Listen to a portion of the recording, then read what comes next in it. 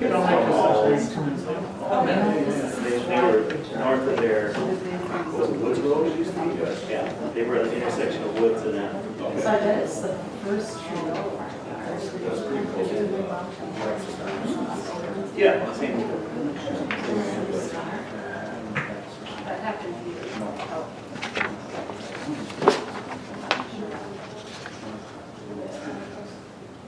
No, I've never had him as a teacher.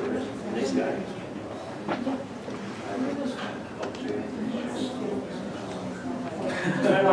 We're awesome up there. I literally had that. It just shuts off. This place and That's the first time I saw it. This thing doesn't charge. Yeah. No.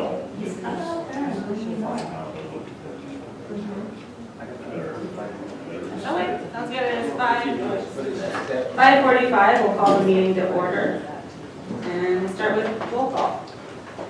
Amy Riddle Swanson. Here. Mark Hillman. Here. Angie Skillings. Here.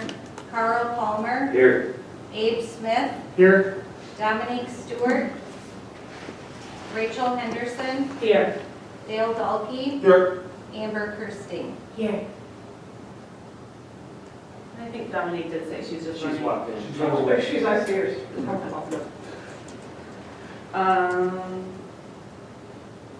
So, do I do first? Sorry. Okay, let's get into the pledge of allegiance. I pledge allegiance to the flag of the United States of America and to the republic for which it stands, one nation, under God, indivisible, with liberty and justice for all.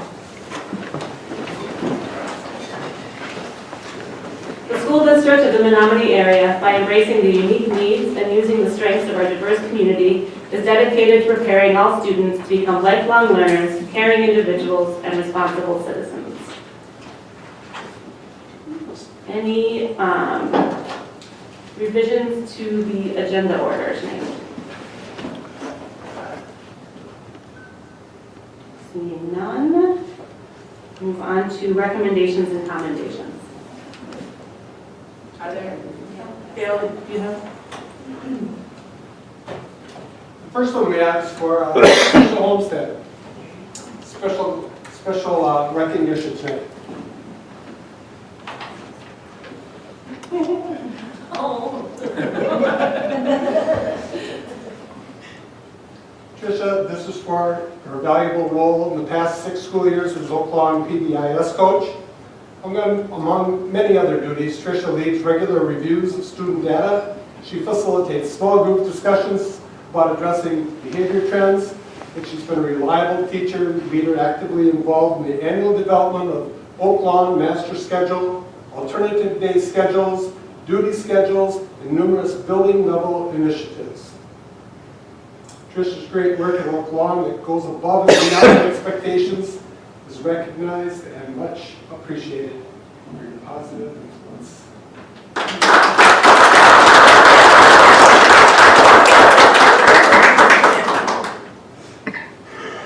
We'd also recognize some retirees this evening. You can see I've got quite the stack, and I see only 2 present.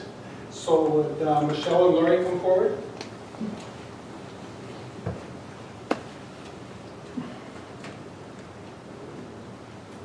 Michelle Closer for her 10 years of dedicated service to students, staff, and the Menomonie area district community.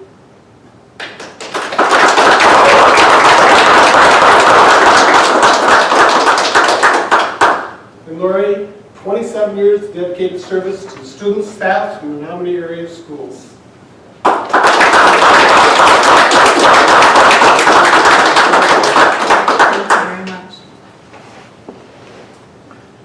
We'd also like to recognize the retirement of Paul Burden, Kathy Price.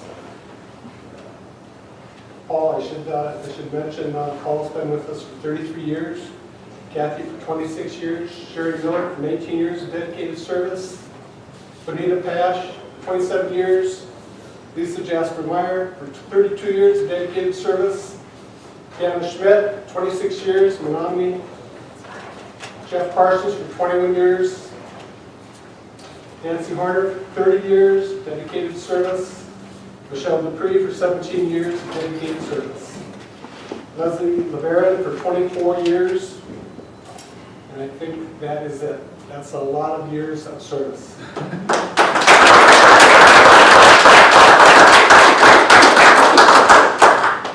Rachel, if I may, just real quick. The retirees from the school district will also be recognized at a retirement mixer put on by the district. That'll be 4:00 p.m. on May 24th over at the middle school.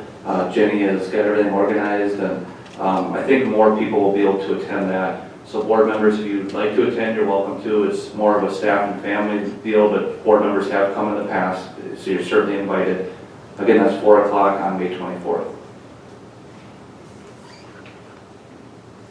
Thank you. So moving on to May highlight on youth. So the May highlight on youth report is attached for board members, and we will be sharing it with the public tomorrow. And as you can imagine, it is an extremely busy time in our schools. Students are involved in a whole array of academic, co-curricular, and extracurricular activities. A lot of the semester classes are wrapping up, especially at the high school with the AP classes wrapping up here real soon. But in the report, just a couple things to highlight. I would like to highlight the forensics team at the high school. Once again, the forensics team scored very high, and I'll try not to take too much of your thunder. I'm sure our student representatives will share more about that. But I did want to point out the forensics team. I wanted to point out a number of Earth Day activities that happened throughout our school district. We also had a terrific visitor attend Downsville Elementary School and NAP and provided all sorts of different demonstrations related to science. That was a MHS graduate who came back from UW-Madison Extension and shared information with our kids.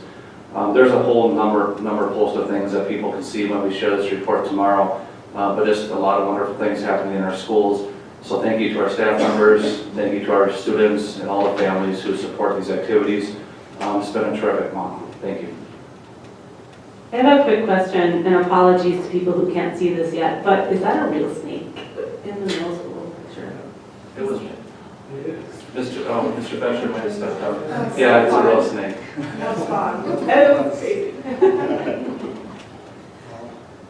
Okay, and on to student representative communications. Okay, so first we have forensics. Menomonie High School Forensics has earned their 14th consecutive Excellence in Speech Award. This award is only given to the top 5% of schools in the state for their performances at state. This is a high honor, and we are among the smallest of schools to earn it. Next we have Junior Achievement. Elena, Jean, and Olivia Rubenzer competed at Junior Achievement State this week in Sheboygan. It was tough competition, and they are already planning a strategy for next year's competition. Then we have Finance Bowl. Mrs. Goodman will be taking a team down to State Finance Bowl on May 17th in Madison. This is something new this year that they tried. They took 2 teams to compete in regionals in Eau Claire back in November. One team made the Final Four: Charlie Swanepoel, Anaya Revel, Caitlin Sorensen, and Kira Giesing. And the other team was the winners of the consolation bracket: Grant Delcorps, Carter Davis, Riley Burgraff, and Garrett Krause. Next we have FBLA. Congratulations to the following students who completed at the 69th FBLA State Leadership Conference held in Green Bay this past weekend: Tucker Baird, Kira Giesing, Elizabeth Gray, Kaya Hayden, Haley Hughesby, Anna Nsonde, Amelia Koleski, Jasmine Platter, Megan Prochnow, Zoe Ramsos, Lauren Rudiger, Hannah White, and Sheree Sequel. Top finishers were Elvie Gray with Legacy Leadership Academy, Anna Nsonde who placed 5th in Business Law, and Jasmine Platter placed 6th in E-Business. And a huge congratulations to the 2022 to 2023 FBLA chapter for earning 1st place in community service. Way to go, MHS FBLA. Then we have band. The MHS Jazz Ensemble will be hosting its annual Spring Swing dinner and dance this Saturday. Dinner served at 5:30, dance lessons at 6:30, and the dance at 7:30, featuring the MHS Jazz Ensemble, MHS Alumni Jazz Ensemble, and the middle school jazz bands. The final band concert of the year will be held next Wednesday, May 17th at 7 p.m. in the auditorium. And then moving on to FCCLA, Rachel May will be traveling to Denver, Colorado, July 2nd through the 5th to compete in the National FCCLA Conference. French had three students had French-speaking student come to 3 different classes Thursday this spring to talk with them about the Quebec and to help them with some projects work and some speaking skills. This happened with the help of Dr. Hall, who connected Madame Eden with a student. This one's kind of a big one, but the Muddy Mustang track meet. So the second annual Muddy Mustang Invite was this past Friday, May 5th. This event is a track meet for athletes in the area with disabilities to have the opportunity to compete in a varsity type sporting event. Competing teams from Menomonie High School, Menomonie Middle School, Colfax, Oakland North, and Chippewa Falls. Even with the change of plans due to rain, the day was a success. Students from these schools were able to compete in running events, wheelchair races, the long jump, shot put, and discus. All wrapping up with a 4x100 meter relay. Athletes spent their morning competing in field events in our field house, then went outside to run. Even with the rain and chilly weather, the athletes had a great time. We saw athletes thrive when given the opportunity to compete, as well as volunteers and peer tutors supporting their classmates, and a great display of unity and inclusion. Each year, the event grows, and Oakland Memorial and Rice Lake have already requested to join the competition next year. If you want to watch the news clip on the events, you can find it at WQOW.com, titled Chippewa Valley Students Compete in Adaptive Track Meet. And then lastly, MHS Student Council just wants to tell the board thank you so much. We had our upcoming elections for student body president and Max Brewer won, so he'll be coming here next year, along with our new student body vice president, who will be elected tonight at the school board meeting, at the student council meeting. This will be our last time speaking at the school board meeting this year. Thank you for letting us come and speak here each month. Thank you. Thank you. So if Rachel, if you don't mind, Katrina Jaskowski and Rebecca Ayler, we really appreciate your monthly updates, and I'm sure I speak on behalf of the board, but board members can act too.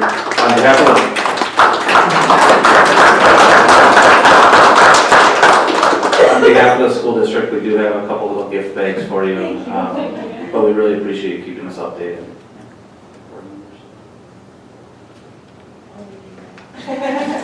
Yeah, thank you so much. It's wonderful to hear from you every month, and we really appreciate the time you take to be here. Thank you, guys. Thank you. Okay, on to community communications. We have one speaker request tonight, Joyce Mueller.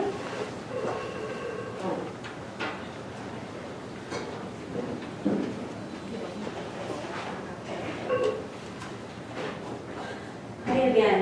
Give us 1 second. We're getting the time ready. Okay, go ahead. Hello again, Joyce Schuler, Menomonie. At the last school board meeting, I gave each of you graphic, detailed information about the content of this book. Dr. Zadowski told me at that meeting that there were limitations as to what ages could access it through the Sora Digital Library. And he later told Josie in an email that while the book was recommended by the publisher for 8th through 12th grade, that students in the SDMA were unable to access it through Sora until 9th grade. I would ask you, do you know any 9th graders? Okay, we're talking a 14-year-old, and their families. These students that we had sitting here today and their families. Can you imagine the devastation it would cause for these students that we know to read this book? And can we think about how that would affect possibly their family life? Would it maybe even be a gateway to a porn addiction that they struggle with for the rest of their lives? So what you're saying is that in the SDMA, any student 14 years old and up can access this book online and learn on page 156 how to use a sex app to hook up with a nearby, probably adult homosexual for sexy fun time. And there would be no way for the parents to know if the student did not tell them. This is a dangerous thing to recommend 14-year-olds do. I would like to remind you that it would be a felony for me to give this book to that minor. But it would also be creepy. And you would wonder what I was up to.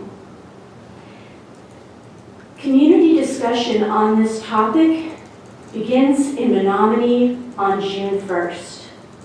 Details to follow, and I hope you will come. Thank you.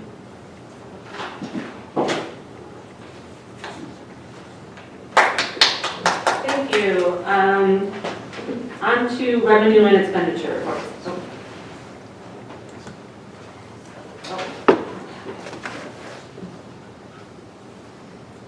Yeah, sorry, on to revenue and expenditure reports.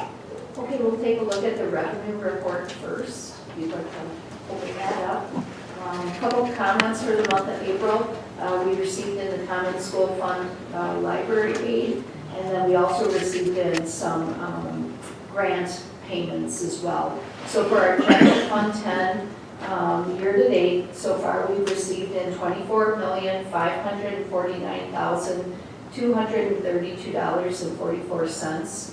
In our gift donation account, Fund 21, we received in $598,243.35. And then our Fund 27 Special Education Fund, year-to-date we've received in $1,580,369.19. Moving on to our expenditures by function report. For our general fund 10, with encumbrances, we're at 59.88%. Without encumbrances, we're at 56.55%, compared to the same time last year, we were at 62.35%. And then Fund 27, we're at 68.93% compared to 70.34%.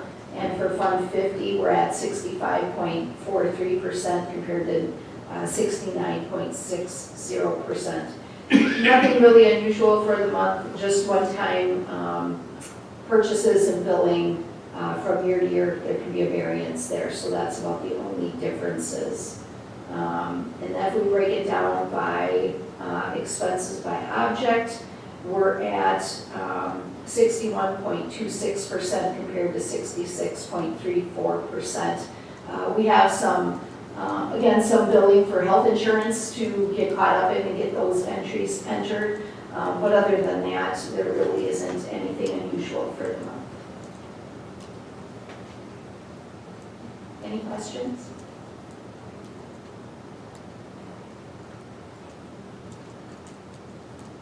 Thank you. And next we have the monthly employment report. So as board members probably know, this is a standing agenda item. It's informational and it shows you the employment changes. And I know that we had some other notes put onto it as a suggestion from previous. And unless there's any questions, it's informational tonight.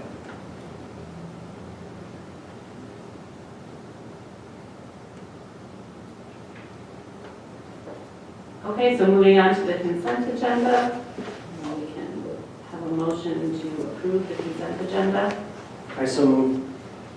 Moved by Kyle, Second? second by Abe. So on the consent agenda, we have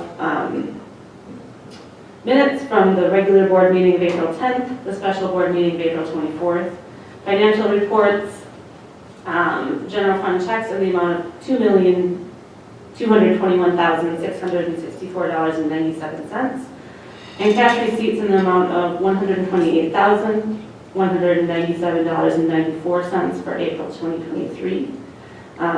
Donations, the board approves donations exceeding $1,000, and there are none at this moment. And we have a travel abroad request for Menomonie High School World Language Department. Sorry, I I turned it on for choice this time. Sorry about that, some spam thing. Jeez, scared me too. Just a question, probably not mattering, but we didn't list out that this is also the special reorganization meeting minutes as well. I apologize, yes. Oh, they weren't listed Yeah. up above. so- Oh, yeah, oh, okay. And it also includes, we'll be approving the meeting, the minutes of the reorganization meeting. And I know I had a question about this when I first started, so just to, from our board members, we approve travel requests for student groups. It's not necessarily an expense, but it just needs a board approval for, is it for groups who travel out of state? No. Or in this case, out of the country. Any questions or discussion on anything on the consent agenda?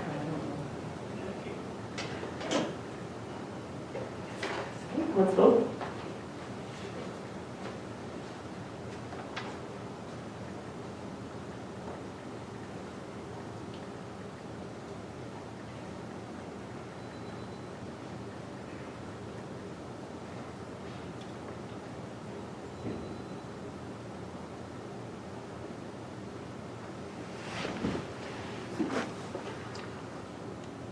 Right, and the motion passes 9-0. Moving on to the personnel consent agenda. We'll have entertain a motion to approve the personnel consent agenda. So moved. Motion by Dale, second by Amber. Right. And this includes one resignation retirement, or I guess one retirement, and several requests to hire, including one that was just added today.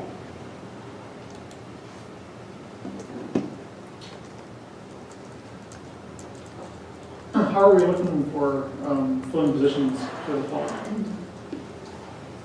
Things are looking really good. There are a couple positions that we're seeing some difficulty with, especially world languages at the middle school, but otherwise it's going very well.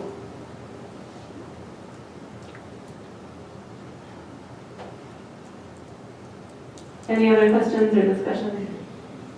Okay, then let's vote.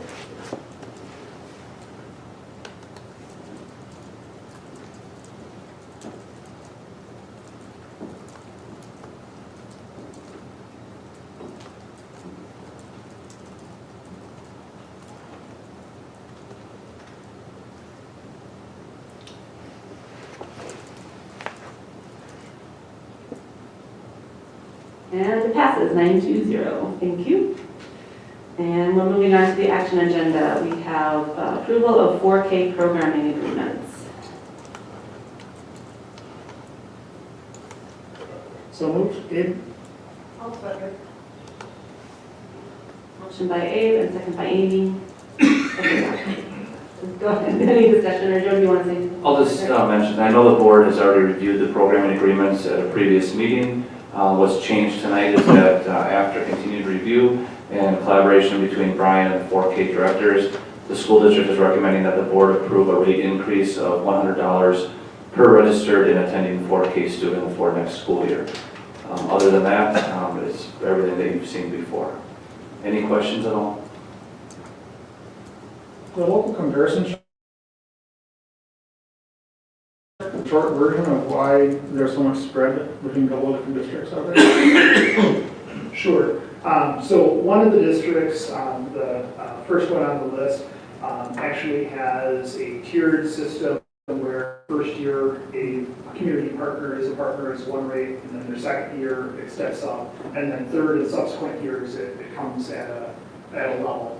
As far as the distribution around the region, each district will take its own approach to determining rate increases, and actually in Menomonie, after the third year of the district, that rate level really stayed at that level for many, many years, and I believe it was, I would have to go back and look. It was a handful of years ago, we came together and made a determination that we would review that on an annual basis, and look at doing some type of, annual increase on that. Not all of the communities do that. Some of them wait until they fall further on the list, and then we'll do some type of an adjustment. And we just adopted the process over time. And then some of it too is availability of other options. Some other communities, some of our other neighboring districts, Wasteville is an example. They have no community partners. They house all of that programming in-house. And there are some other districts in the region that do that as well. Thank you. That's very interesting. Is there any relationship between these numbers and state aid at all, or is it just totally an independent factor? No, okay.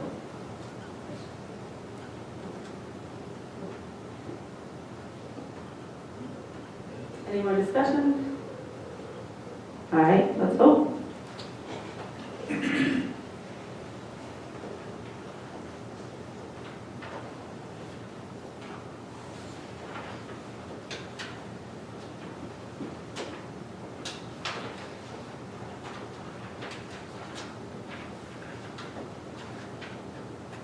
And motion passes 9-0.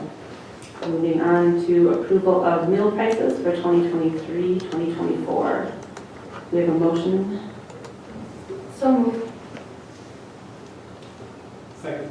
Moved by Dominique, second by Dale. This is good news we have here before us. It is, and you can see that the recommendation is to freeze meal prices, keep them the same for next year as they were this year. There is a caveat though. I know Michelle and her team, and Michelle's here, as her and her team shared at the last meeting, still holding on hope that through the state budget there could be some additional funding. I know that there was a recommendation to provide free meals in schools. Doesn't sound like, from what we're hearing, that that's going to be included in the state budget. There are some other programs that Michelle continues to investigate. In the event that we are able to make meals free or change and reduce the prices, we would bring that back to the board. But with agendas and handbooks being finalized and getting ready to print this summer, we feel it's important to at least have an approval now. So we are recommending that the board approve these lunch prices, and then if we're able to lower them, we would lower them at that time. Michelle, was there anything else that I missed? Thanks. If I remember correctly, this is actually lower than what we've discussed at a previous meeting. Yeah, it had appeared that we were going to need to increase prices based on certain calculations, but based on some newer interpretations and newer regulations that allow us to freeze them due to our fund balance and how Michelle and her team have run the program, we're able to take advantage of this new option, and that's why the recommendation changed. Thank you.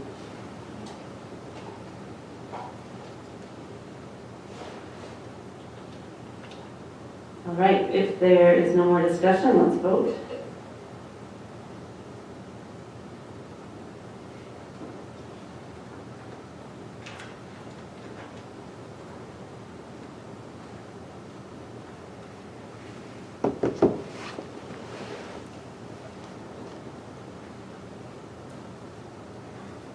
And motion passes 9-0. Moving on, we have a lot to approve tonight. Approve 2022-2023 budget revisions.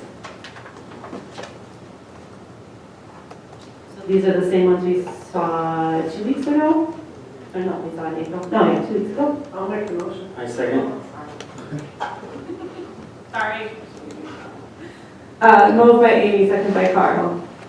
So to Rachel's question, yes, the board reviewed these at the previous meeting. And for any of the newer board members, the budget is set by the board in October, and then budget revisions are brought to the board periodically throughout the year. So typically this is the time of year where you see budget revisions.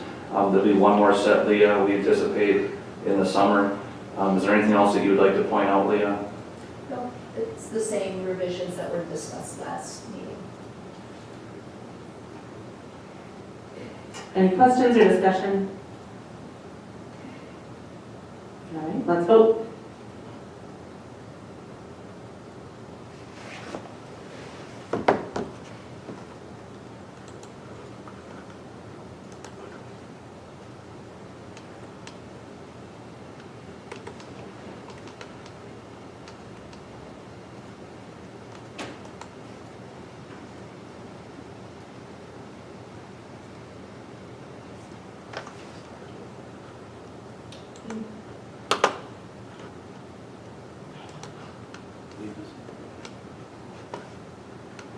details and not coming up?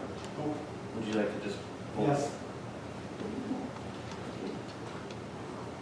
I guess we got the microphones working, something else has to. Motion passes 9-0. All right, revisions to policy 161.3. You might have, board members will have seen an update to content on this on board docs. You want to start with the update, Joe, or? Sorry. Can we have a motion? I'll make Oh, a- actually, oh, sorry. I would like to make a motion just to terminate our membership to the National School Board Association at this time. I don't think we can change, because that means changing the policy language, so I think we have to have a first reading of that. So, do you mind if I chime in here? So let's unpack this just a little bit before we address Angie's motion, but there is a motion on the table. Are you okay with that, Angie, if I address this? Okay. Then we'll make sure we get back to Angie's motion. Sure. So Rachel and I, and maybe some of you have been trying to research this, and COSA, which is the new organization that the Wisconsin Association of School Boards has joined, is meant to replace the National School Board Association. However, it's still very unclear exactly how COSA is going to operate and how it may impact individual school districts. In the past, we would get our dues for WASB, and the NSBA piece of it really was built right into those dues, into that billing. And with COSA, it's unclear whether or not that's still going to be the case, or frankly, whether or not individual districts will even be part of COSA, like individual districts were with the National School Board Association. So I don't think I would recommend putting COSA into this policy at this time. There's just too much uncertainty. So then that goes to Angie's motion. Technically, the agenda item is revisions to policy 163.1. That policy was reviewed once already. The changes that were reviewed were to have COSA replace NSBA. I would not recommend that. So really the board has a couple options. You could either table this whole thing, but that would allow NSBA to continue to be in the policy as one of the established board memberships. If you wanted to, Angie, I think you could maybe change the wording of your motion a little bit, just to say that you make a motion to revise the policy and delete National School Board Association, which I think is kind of what you were getting at anyway. I think that would probably be the most effective way to handle Angie's motion. So really, to me, the board has three choices. One is to change the policy and put COSA in there. Two, change the policy and just delete National School Board Association out of there. Or three, leave the policy as it is moving forward.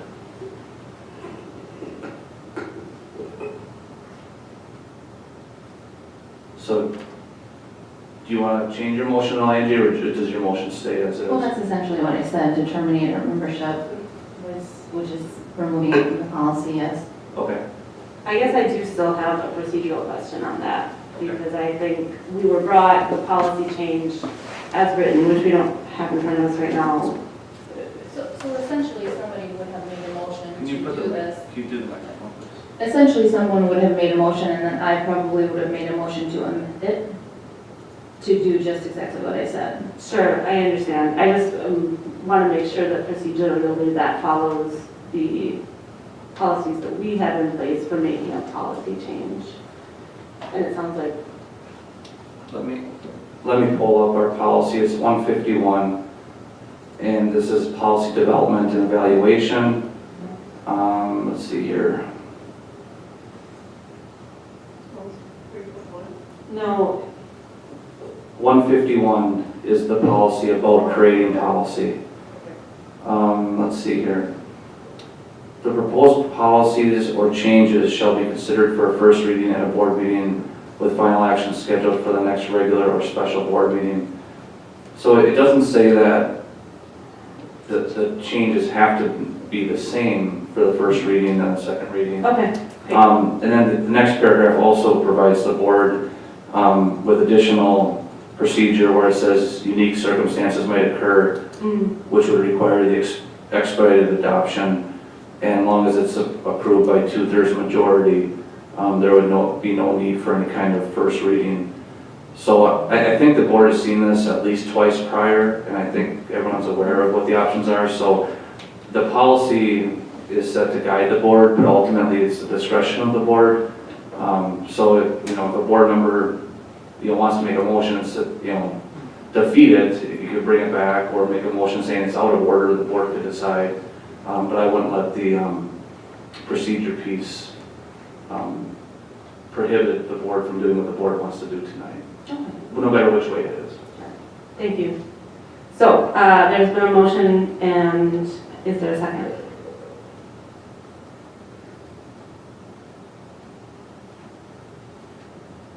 Do we have a second? What's the motion again? To end our NSBA membership at this time. Say it again. To terminate or end our NSBA membership at this time, or effective July 1st is when it renews, which is essentially what this would have done, except we would have been enrolled in the COSA plan, which isn't recommended at this time. So just to clarify then, in the motion, as I understand it, for policy 163.1, which lists school board memberships, number 1 under that list is the Wisconsin Association of School Boards. Number 2 is National School Boards Association. So if the board approves this motion, we would just delete National School Boards Association and leave everything else in the policy unchanged. Correct. Okay, so that's the motion on the table. A second. Motion by Angie, second by Dale. Discussion? So I think that my question got answered roundabout, but we are paid up through, is it June 30th? Is that? Correct, June 30th coming up here is the end of our current membership. And so we have 1, if not 2 more meetings before that date. If we chose to not change it today, we could still get out before July 1st renewal date. Leah, any issues with that?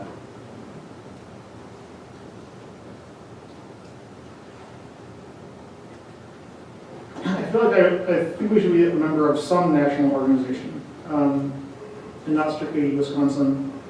So I'm personally hesitant to withdraw from SBA until we have an alternative. I am open to doing so, absolutely. I still feel like I don't really know what CASA is really about. And I'm just wondering if maybe, I guess I'm tempted to kind of vote to move to table this until, I guess, the meeting the last meeting you have a chance to do it, which would be the one in mid-June. I have to check the meeting dates. That's just going to check the meeting. We have June 26th as our special board meeting. Or June 12th would be our regular board meeting. So I think that, I think that it's, if I read the chart correctly, I can make the motion inside while we're discussing the main motion, is that correct? Yeah, the motion to table, I believe, is a subsidiary motion, and it's not debatable, I believe. Postpone definitely. It's not debatable, we would vote on it. Yep. And you could Yes, table. it's postponed, Dave, is the technical. Yeah, so it says the debatable and amenable, actually. So I propose, I guess it's item 5 on here, if I read this correctly, to postpone this item until that June 26th, was it? June 26th meeting, which is our chance before we have to pay dues. And that's the time we can finally decide, and you know, I guess I'd like to just wait until we have as much information as possible, and at that point, then we'll actually know for sure. But right now, I still feel like I'm kind of waiting for you're still waiting for a reply from John. So we are still a member until the end of June, so we will still be a member, we just won't renew our membership. So what I'm proposing in the postpone definitely is that the membership we've already paid for this current year let's run to the end of it, and that last meeting before we would renew, that's when we decide, which is just to have more information, but. Yeah, just to clarify, so no, the information on the Costco website is fairly limited. And the questions that I and Dr. Zadowski have sent to try to kind of get more information about what happened at their first convention, who has been elected to the board, what policies they've taken up, we haven't gotten answers on yet. So we would want to possibly change, but if we can't change, you don't want to get rid of NSBAs. So why would you want to get rid of NSBA in the first place? What would be your reason for changing? And then to that point, then why wouldn't you just eliminate NSBA as part of our membership if you wanted to get rid of them in the first place? So my position is, I think it's important for us to be a member of some national organization to have more national connections. So how have you benefited as a board member by being a member of the NSBA? Well, I read their newsletter, so I mean, I guess that's, but, so. May I jump in? Yeah, sure. I think one thing to keep in mind about NSBA is that we don't necessarily benefit as board members individually. You know, I think we all have probably noted individual benefits from being members of WASB, but beyond that, what both organizations are doing are legislative advocacy work, and in the case of WASB, that's at the state, and we see that happening, but in the case of NSBA, that's what's happening at the federal level. And I'm not speaking for Abe, but for myself, the reason to stay part of a federal organization is that. So WASB ended their membership because of the legislative advocacy that they were doing. I'm totally joking. And so, is that the kind of legislative advocacy that you want them to do on our behalf? Because why would we continue our membership with them when WASB discontinued theirs? As a state school board association, WASB can join COSBA, so they have that option. I think that WASB and other associations ended their, from what I understand, ended their membership based on one particular action and not their overall legislative advocacy.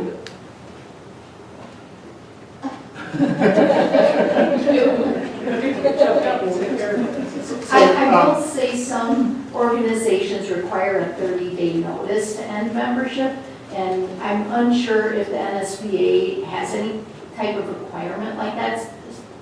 So it's possible we maybe should look into that first. I think this is a very good discussion, but just so we do have some procedure. So I think I did make a motion to postpone, so we should, I think that's still, I think it needs a second if it is to proceed. So maybe we should ask for a second and then decide from there procedurally. I was just going to ask if you had made the motion. Yes. So I've made the motion to postpone until June 26th. Okay, so we have a motion to postpone until June 26th on the table. Do you have a second?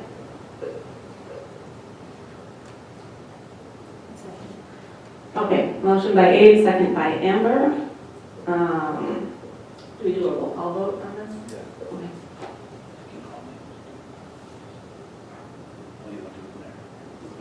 Amy Riddle Swanson.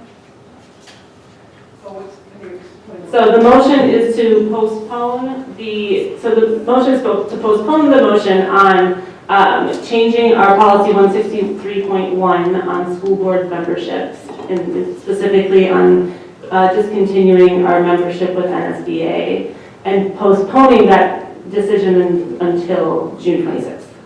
Yes. Angie Skillings.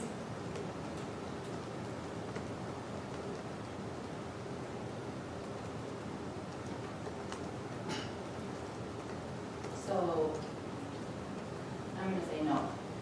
This is for to postpone? No. Abe Smith. Yes. Dominique Stewart. Yes. Dale Belkey, Yes.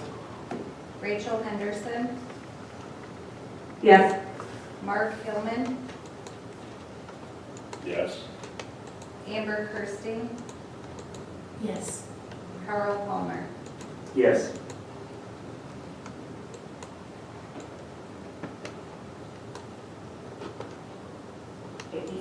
Okay, so that motion to postpone the decision passes, and we will revisit this on June 26th. Can I ask a thing? Mhm. Do we have a list of set questions that we specifically want answered to be able to make that decision at that time? Cost, I asked for cost at the last reading.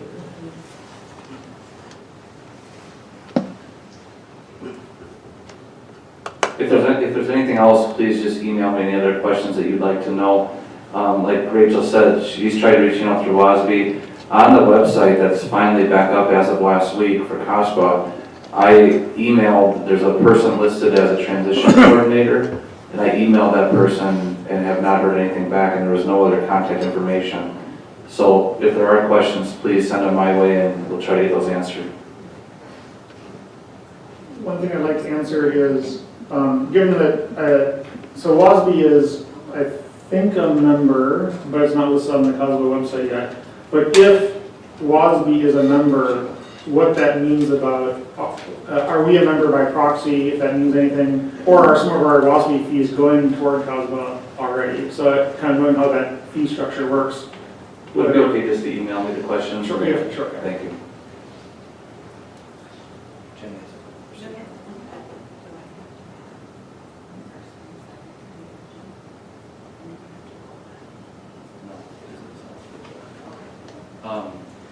The original motion though, the motion was by Angie and the second was by Dale.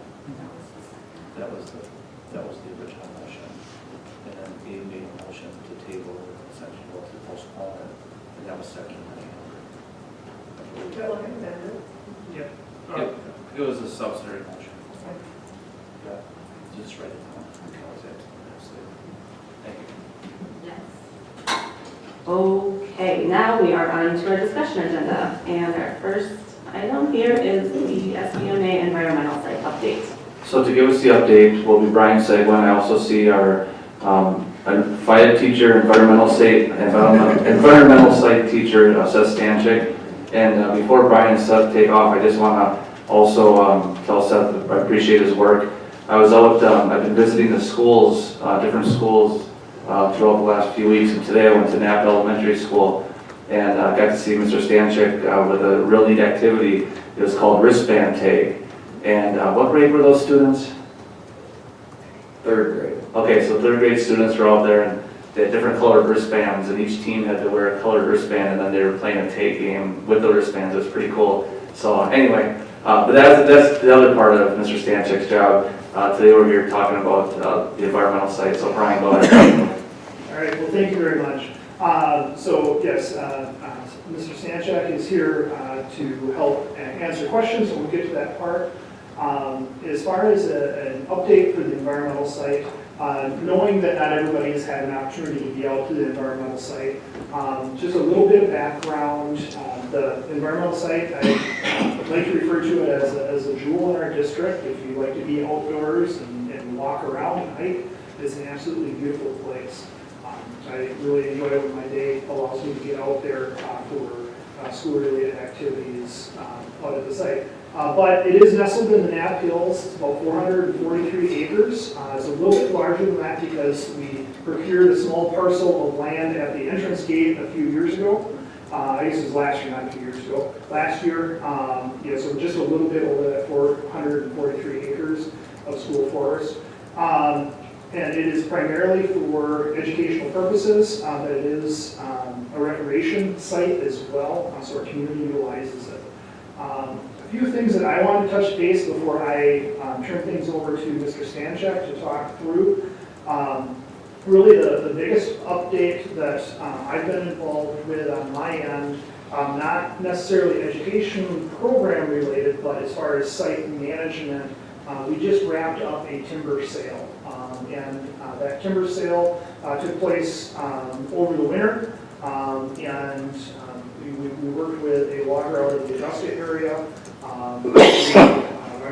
process of finalizing everything that goes along with that.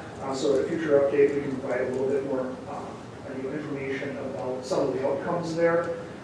But most recently, with that logging, there was about 25-ish acres that were touched because of that. We had a series of red pine right along the entrance road that was pretty much clear cut because they had hit the end of their useful life. They were hitting the point where they would start to fall if we left them there. And then we went through and did some thinning in other areas out at the site. So we did both species removal, but then also thinning. And initially in the plan, next school year, we were going to start doing some replanting, but because they were able to get all the logging done over the winter, we actually have had some groups that have started replanting already this spring before the undergrowth starts to come up, which makes that work a little nicer. Looking to the future, one of the things that I'll be working with Mr. Stanchek with is several years ago, we went through and we developed a series of goals for the site, and we've been working our way through those goals. And we hit a point where that plan has really run its course. So next school year, one of the things that we'll be working on is revisiting that whole process and that project and developing another set of goals for the site. And one of the things that we started to take a look at is both usability, but then also accessibility out at the site. So that is a piece that we'll be doing some investigation on. But at this point, what I'd like to do is to turn things over to Mr. Stanchek so he can talk a little bit about what he does when groups come out to the site, and then we'll kind of go from there. So I'm the coordinator, so a lot of the groups, or all the grades throughout the district, will contact me to reserve time at the site, either in the fall or anytime during the year. And I'll talk with them before they come out.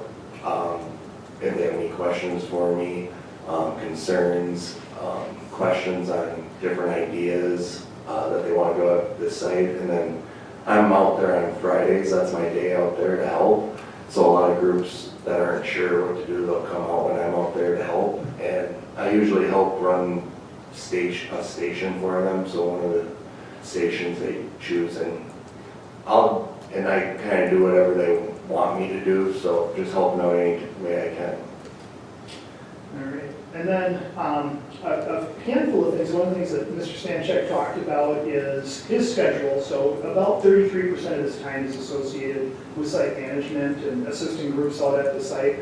But we know that we have staff that will take school groups, their classrooms, out on days other than when Mr. Stanchek is out there. So one of the things 2 school years ago that we spent time doing was reviewing the different activities that would be taking place, the different lessons.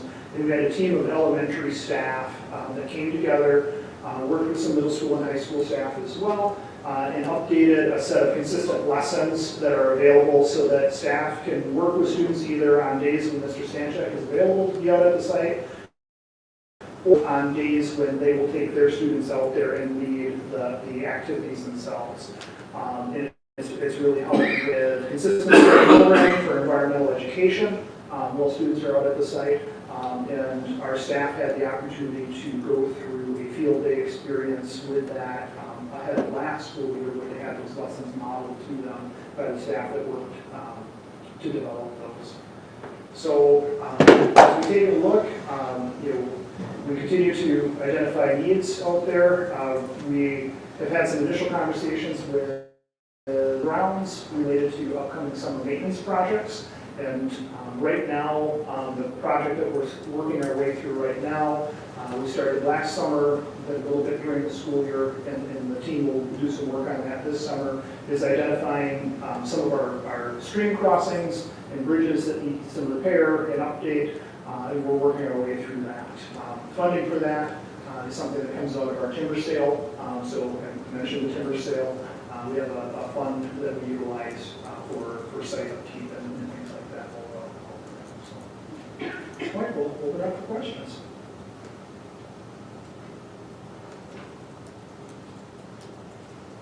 Brian, are there some models available for outdoor education that might be valuable to use? So the Wausau School District is one of the leading districts, not only in the state of Wisconsin, but also in the region. So when we looked at doing updates to curriculum and lessons and some opportunities, we did reach out to Wausau.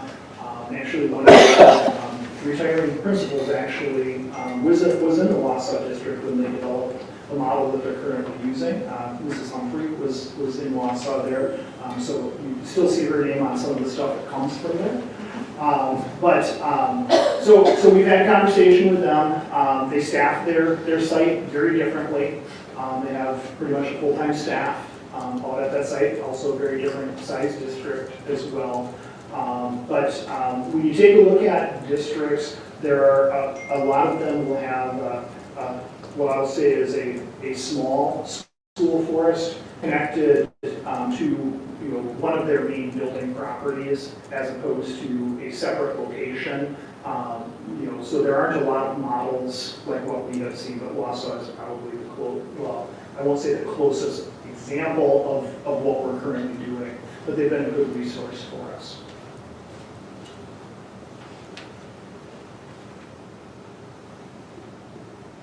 I think the site's been managed quite well with DNR involvement and all of that. I did see just incidentally on social media, a community member had been out walking and said, oh my God, what happened? All the trees are gone. And just anything we can do to help them see this is a replanting, refurbishing, and sustainable project. Folks just see the trees gone and they get concerned. When we look at this, the goals and planning document, it's a working document. A lot of the items are from kind of 2018, 2019, and as you were saying, right? So looking back to revising. So I'm curious. This isn't really a question. I'm curious to see how this evolves because I think a lot of in the span since that was last written and updated really extensively like this. There have been a lot of changes of trends of outdoor activity, for example. And one thing that comes to mind. Again, one of my other roles on the board of the Red Cedar Trail, thinking about like fat tire biking in winter is another thing which is super popular now, which can really get people outside in wintertime, but can conflict with other activities sometimes too. And so there's all sorts of different activities that people are trying as the way people exercise and enjoy the outdoors changes. So I'm just curious to see how this evolves as people bring in new ideas. And that's one of the reasons why when we take a look, recognizing that it's time to put some time into updating as well. So, thank you.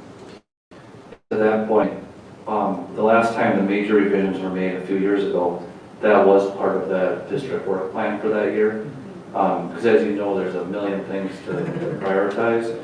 So as the board starts to look at developing the annual work plan for 2023, 2024, perhaps that's something that the board might want to prioritize, but it will have to be considered along with all the other activities that we have going on. But I think that's something that should be considered when we develop that work plan. Our schools, I read a little bit about the cost of busing. So our schools, how are they limited to the cost of busing? I mean, does each school have X amount of dollars to use each year or each? Does this come into their allotment of busing? So there is the transportation cost associated with it. So when buildings identify how they prioritize busing. However, this is one of the things that when we went through was identified as a need and a priority at each of the elementary levels. In our middle school, it's each grade level. What we've noticed is we don't see as much usage at our high school level.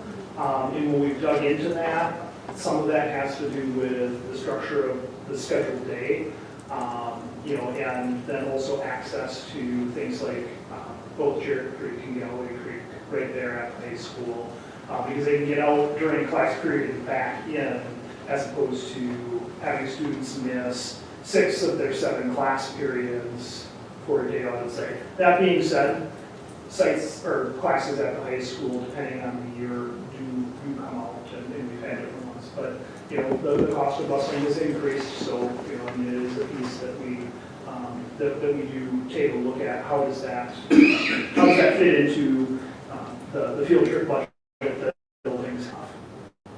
And to that point, if I could add, in the last revision of the goals, we tried to set standard levels of participation across the district. Prior to that revision, there was a lot of inequity depending on which elementary school the students went to. So if, without the guidelines, perhaps individual buildings would choose different field trips or different means to use those dollars. But since that last revision, we've made that standard of expectation. So there is at least that commitment. That's not to say that some teachers or some classes or some schools could prioritize additional activities at the site, but we do expect that all the kids in our district get at least what is the standard expectation.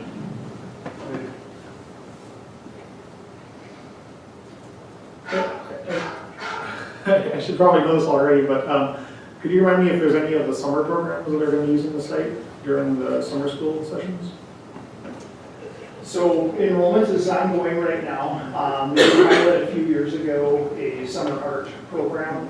I'm not sure, you know, with being out, I don't know where the enrollment in that is at right now. That also, when we take a look at, when we've done that, that eliminates the students from participating in other activities, again, with the transportation piece. What I will say is, we do have groups that will reach out to us to use the site during the summer, which is a nice value add to the site. And then I know the cross-country team, for example, every year hosts a camp out at the site as a team building activity as well. I think there's outdoor science this summer too. Yeah, we'll be using the environmental site. I'm planning on sending a kid there. I love the environmental site, and I'm excited to go there again on Friday. I haven't been in a couple of years, so I'm enjoying it a lot. I have a question. When you talk about this curriculum map and these sort of resources for teachers to draw on when they want to be at the environmental site, when Mr. Stanchek can't necessarily, join them, does that include, we can see this chart here of lessons, which all look really great and fun. But does that include, on the teacher's end, sort of access to quick or appropriate resources for doing those lessons? It does, and that was that work that team it would be the 2020-21 school year. It ended up getting pushed back. We had planned to work on that the year that we had our statewide shutdown. But the staff went together and put together a consistent set of lesson plans, but then also access to resources. And last school year, they piloted those lessons and the resources. Based on some feedback, there were some updates that then went to that. And we have not collected the feedback on this year. We do have several classrooms that will go in the fall. The bulk of them go in the spring. So we'll collect feedback from that team as well on updates as we go into this school year. But the short answer is yes, there's access to resources. And what we found was when we started doing that analysis, we had a core group of staff who felt very comfortable at the site, whether or not there was a coordinator there or not. And as we had onboarded new staff, we recognized that we needed to prioritize doing some staff development. I would say for the most part, we got very positive feedback from doing that field day out at the site last fall. It's not an annual thing, but I see your guide will be something that we'll have to build into a professional development planning as well. That sounds great. Thank you. Oh, sorry.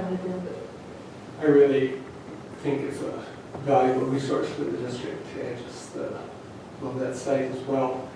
And if you ever do have a need for questions about how to do things, previous coordinators, Paul Burden and Dave Schutz, might be a valuable resource to reach out to, both now retired, but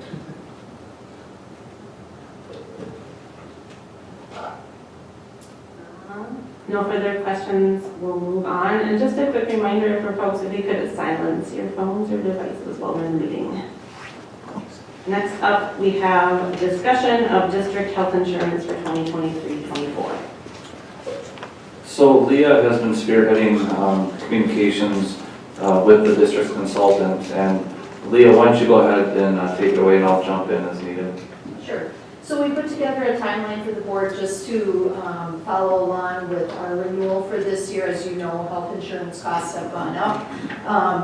And right now, the group's claims continue to run high. It's a little early to get all the data because, as you know, claims and loss runs lag behind in the healthcare field. So right now, looking at the data, it's looking like 11% increase if we want to increase rates September 1st. Otherwise, a 15% for January 1st. Our health insurance agent is advising they'll do another analysis late June, early July, and look at that data again to kind of firm up those numbers. So we just wanted to make you aware of that increase potentially. And then as we go through the summer, we'll continue looking at that into the fall to see what, if anything, what type of rate increase we could potentially see for January 1st, and then also discuss possibly some plan design changes to help mitigate some of these rising costs. Can I ask a question? Is this a self-insured plan? Yes. Something we discussed last year in the fall was that I don't think was an option then for timeline reasons was, making, given as rates and premiums increase, looking at whether we can offer a high deductible plan that would allow an HSA, since I think we're only eligible for FSAs currently, if I remember correctly. So I encourage the Committee on Healthcare to look into that. I think for especially, with younger families and younger teachers, that can often, as teachers often are, that can be a helpful way to mitigate the cost, hopefully. But of course, it depends on how the actuaries work it out. So. And that is one of the options. Leah talked about possible plan design changes. That is one of the options that we've already been having communications with the consultant about. I do think there are some limitations to what could be done there, but we are going to try to look at all options because we had a nice run of success keeping our claims down and keeping our premiums frozen. I believe it was 6 years, but just the way things work out and with the high claims that we've had, we need to continue to look at trying to make this efficient and effective.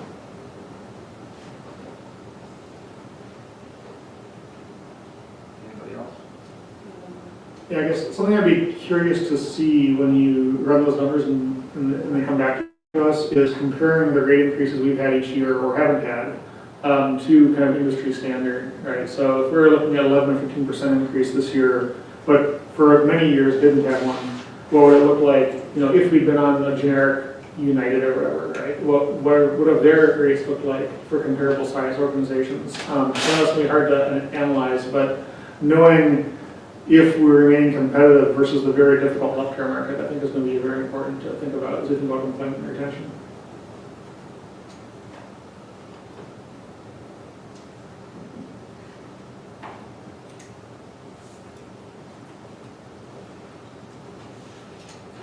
Are there any additional thoughts or questions, discussion? Carl is still our representative. Yeah, I don't have a lot to add. The dollars going for claims just going up, and it's significant. And so something has to give when that happens. There was discussion about, would it make sense to move away from a self-insured plan? Joe, you had discussed that a little bit, and in discussing it with other superintendents, it sounded like if we could even, compete, it would be difficult. I don't know if you have any, from your conversations with other superintendents. Frankly, I'm not certain that we would even get an offer for fully funded at this point, just the way the recent claims history has been. We saw that a year ago, that when we went to bid, Like, there was quite a few plans that didn't want to even quote us. And just to give some history for the newer school board members, there was a point, the reason we didn't increase rates was we had a pretty significant fund balance in our health insurance fund. And so it was getting to the point of almost being too high. And so we purposely did not increase rates for a number of years because we had such a healthy fund balance.